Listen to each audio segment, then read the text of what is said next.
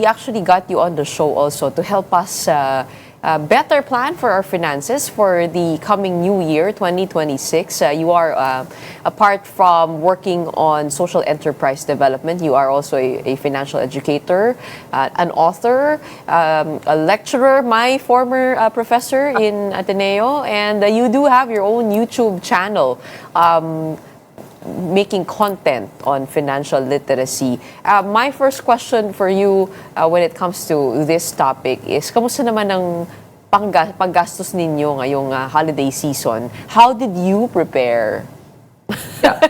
Actually, ang preparation actually, Gretchen, for the holiday season, nagsisimula yan, January pa lang noong taon na ito ay pinaghahandaan na yan. No? So, my family is here actually, and we bought all the tickets through my miles, no, sa mga airlines and credit cards, and also saving a lot kasi kami nag-aambag-ambag para ma-afford yung bakasyon.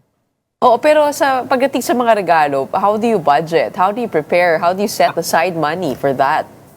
Yes, alam mo sa akin, Gretchen, I make sure na yung regalo, I don't focus on the financial gifts, yung mga material gifts kung tawagin. Kasi meron naman tayong 4 na love languages. So alamin natin kung ano yung love language yung nireregaluhan natin. Kasi may mga kaibigan ako na ang kanilang love language ay words of affirmation. O eba, edi puntahan mo sila at purihin mo sila, di ba? Or Parang nakatipid ka na.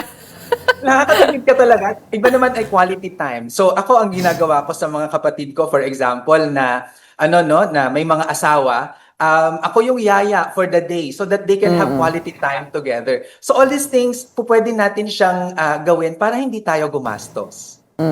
Oo. Baka sabihan ka naman ako, ripot ka masyado pag di ka nagbigay.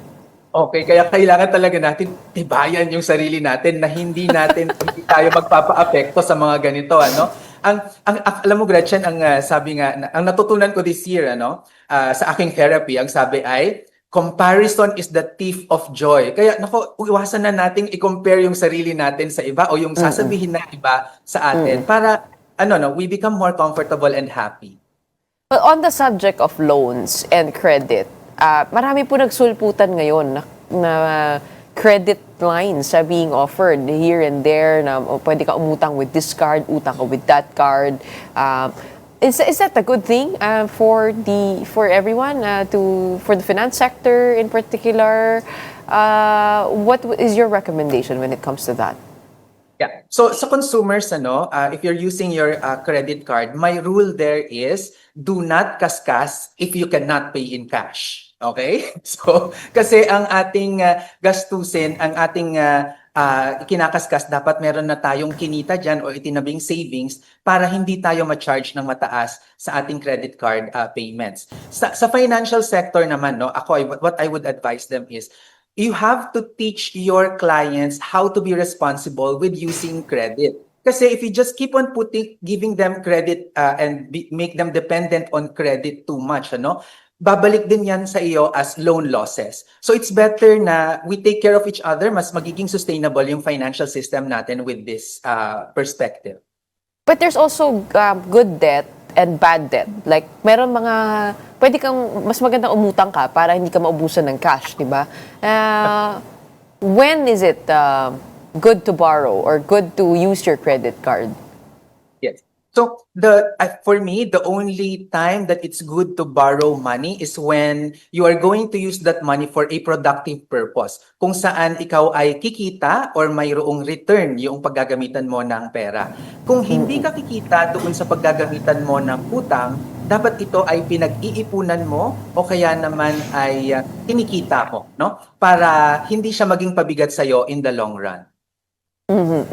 But if for example, for holidays where I need a huge lump sum, kung hindi ako kukuha sa credit card, what other options would I have as a private individual? Ipagpaliban ang bakasyon at pag-ipunan muna. Kasi kapag ginamit mo yung utang ngayon, what you're practicing is you're already using money that you haven't earned yet. And that's not a very good foundation for good personal finance. Okay. 2026, what do you see for 2026? amid all of these economic changes, uncertainty around the globe, saan ka tataya nitong 2026?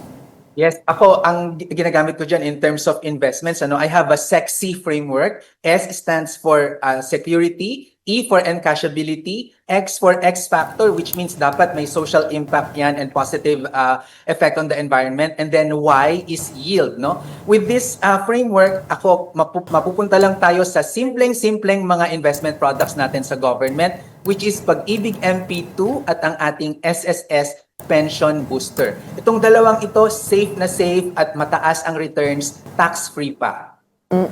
What's the pension booster? The MP2 I'm familiar with. Usually nasa 6 to 7% ang dividends niya, no? Does the pension booster work the same way?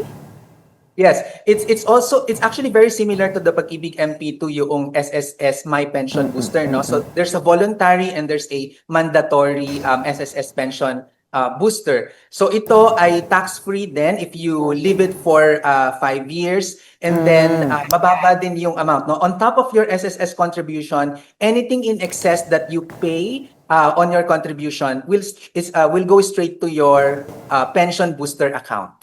Okay, so for those who want to become financially responsible this 2026, what does a healthy portfolio look like in terms of percentages? What should we or where should we put our money on? Okay, so just follow my budgeting rule, ano? So 5%, you should put that for place that as budget for insurance, 15% for savings, 20% for investments, and then the remaining 60%, yan yung pagkakasyahan natin for our needs and wants. 20% on investments, mas malaki siya. Yes, oo. Okay. Maraming salamat. Follow Vince Rapisura. What's your channel again? Yes, it's Vince Rapisura on YouTube, Facebook, TikTok. He has over 600,000 subscribers on YouTube. If you need some explainers on what you can invest on in detail, better go to his channel.